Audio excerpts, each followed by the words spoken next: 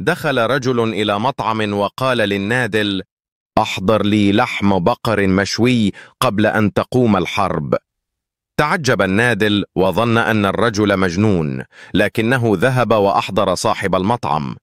إذا رأيت اسما تحبه اضغط لايك واكتبه في التعليقات. جاء صاحب المطعم وسأل الرجل: بماذا أخدمك؟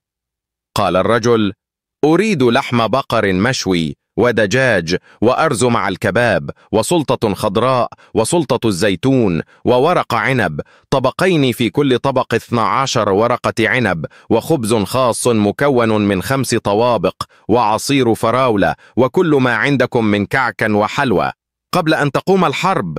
تعجب صاحب المطعم، لكنه لبى طلب الرجل. وبعد أن انتهى الرجل من الأكل سأله صاحب المطعم: عن أي حرب تتكلم؟ ابتسم الرجل وقال: عن الحرب التي ستقوم بيني وبينك، لأنني لا أملك ثمن ما أكلت.